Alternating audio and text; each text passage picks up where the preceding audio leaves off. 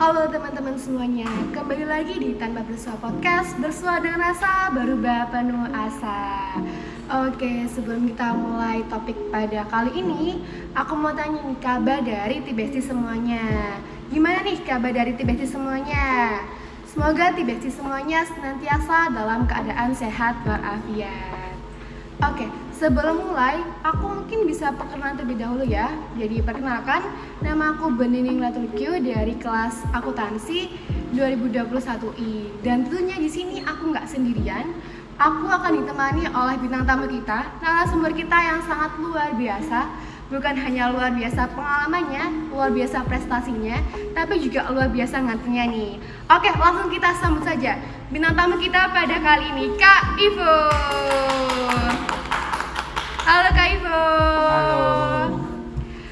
Oke, dari tadi aku manggil Kak Ivo. Mungkin Kak Ivo bisa perkenalan terlebih dahulu kepada Tibesti semua.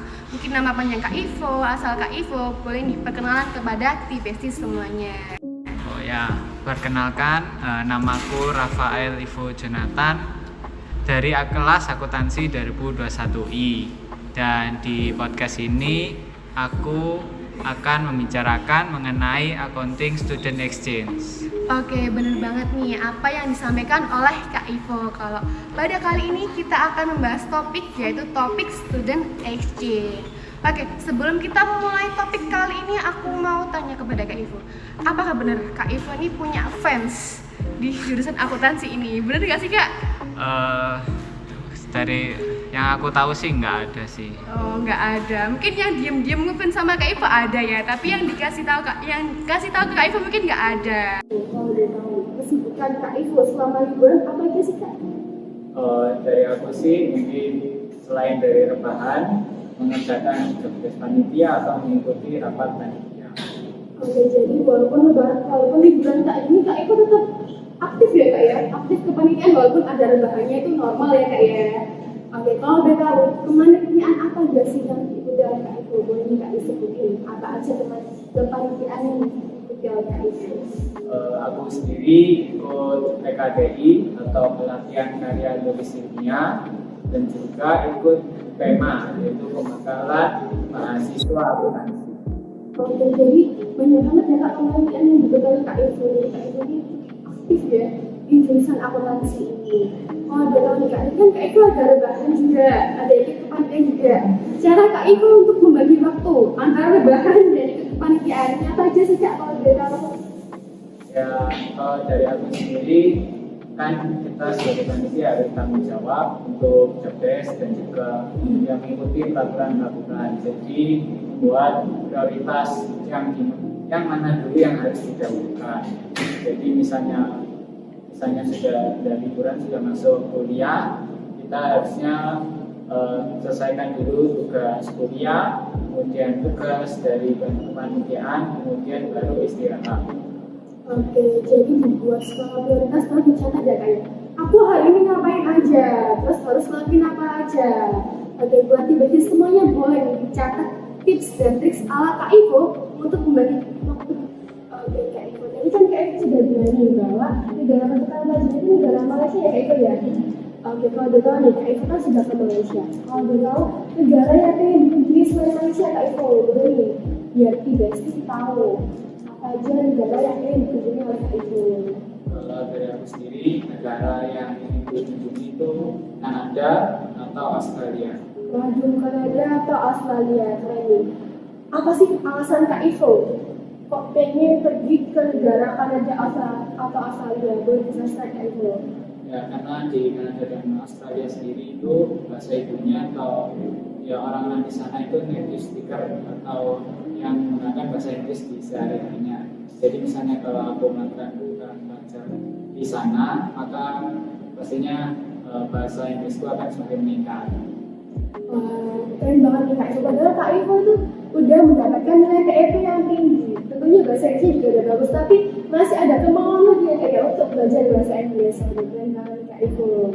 Oke, waktu pertama kali Kak Ivo dinyatakan lolos pertukaran pelajar, apa sih reaksi dari orang tua Kak Ivo? Apa sih, pastinya bangga ya Kak ya? Tapi pasti ada reaksi lainnya. Boleh Kak Ivo dijelaskan? Dari ayah sendiri ngomong sip. Sip gitu ya. Sip. Sip ya dong, pasti Anto bangga banget punya anak yang udah ganteng, berprestasi ya kan.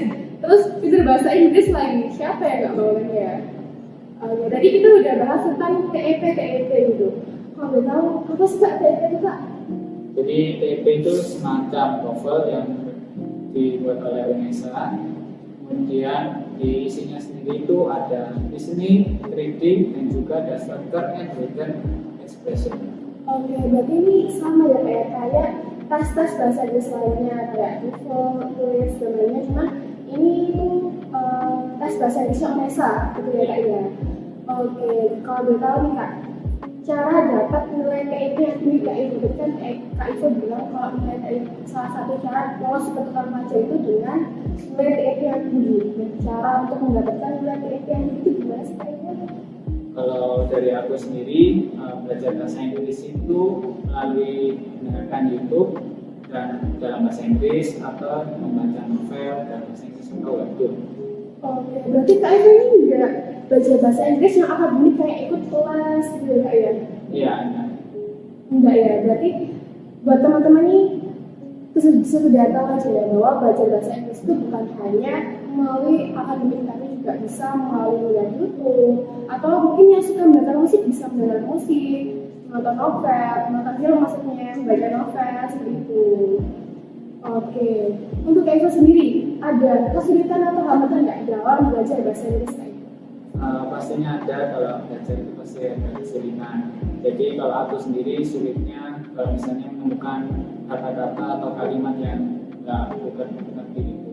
Jadi kalau misalnya nanti seperti itu langsung kalau di Google Translate aku translate. Kemudian aku pahami sih apa artinya itu apa. Oke, jadi dicatat terus dicari tahu ya kayak apa artinya biar kosakata kita nambah. Jadi kemampuan belajar bahasa Inggris kita juga meningkat ya Kak Ivo ya. Oke, untuk Kak Ivo tadi Kak Ivo bilang kalau baca novel atau webtoon. Kalau boleh tahu apa sih Kak judul novel atau webtoon sebagai rekomendasi buat tidak sih semuanya Kak Ivo? Kalau aku kesukaanku sendiri novel yang judulnya Omniscient Reader. Oke, dicatat ya teman-teman. Omniscient Reader. Ini genre apa Kak Ivo? Genrenya itu fantasi, seru banget. Oke, buat di basic semua nih yang suka genre-genre fantasi, boleh nih dicatat tadi judulnya Kak Ivo ya. Oke, terus Kak Ivo, terakhir nih Kak Ivo, buat menutup podcast kita kali ini Kak Ivo, berikan satu closing statement buat teman-teman agar teman-teman ini lebih semangat lagi dalam belajar bahasa Inggris dan siapa tahu bisa mengikuti jejak Kak Ivo untuk ikut dalam program itu student exchange Kak Ivo ya. Boleh nih satu closing statement dari Kak Ivo. Kalau dari aku sendiri bahasa Inggris tidak menyusahkan, tetapi itu bisa menyenangkan. Cara belajarku itu mungkin berbeda dengan yang lain, tetapi belajar itu harus selalu dari sekolah atau les. Tapi kalau diaplikasikan ke hobi kita masing-masing akan menyenangkan dan pastinya bahasa Inggris itu berguna untuk masa depan kita semua. Waduh, keren banget nih closing statement dari Kak Ivo. Jadi teman-teman di sini nggak usah khawatir bahwa bahasa Inggris itu susah. Nyatanya bahasa Inggris bisa dipelajari di mana aja tanpa harus kita mengikuti les-les akademik. Kita bisa belajar bahasa Inggris seperti Kak Ivo melalui YouTube atau juga kalau teman-teman suka baca buku bisa baca novel atau webtoon. Kalau teman-teman suka mendengar musik juga bisa lewat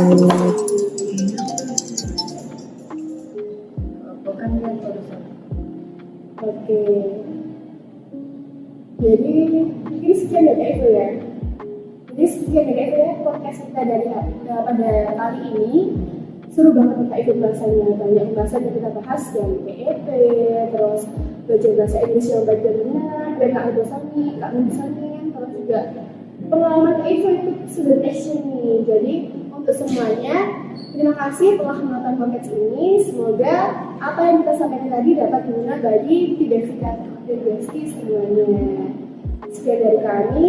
Jangan lupa untuk saksikan episode podcast kita di Tanpa Dosa Podcast. Tanpa Dosa Podcast bersuara dengan rasa berubah penuh arti. Surabaya State University is one of the college the best high country in Indonesia. Surabaya State University has 8 faculty, One of them is Faculty Economic and Business.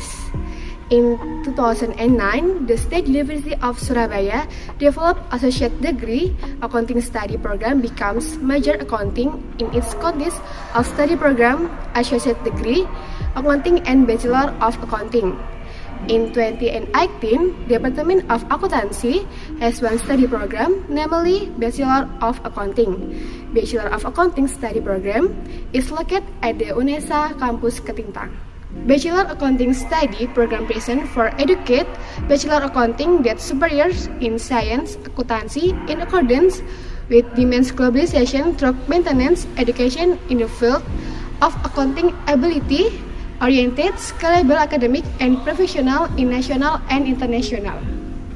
Equipped with a facility for comfortable study with condition of comfortable class, students could follow learning optimally. Sophisticated laboratory computers and accounting as facility support practice learning accounting and statistical data analysis to implement the theory that received in lectures. Library as means of literature that can utilize students to discuss many issues and search for relevant references. Departemen Accounting also covers directly Hima-CA UNESA, namely Himpunan Mahasiswa Jurusan Akuntansi, as receptacle for students who want to develop soft skills in themselves implemented with existence of useful activities. Bachelor of Accounting Study Program also has many competent educators, emphasize proportion of practice bigger than theory with involving stakeholders from activity capable academic, combining the world of education and the world of business. Bachelor of Accounting Study Program is committed not only to providing competent and quality education, but also to always educating character in its student through various kind of intracurricular, co-curricular, and extracurricular activities, in line with the manifestation of the motto of State University of Surabaya, namely growing with character.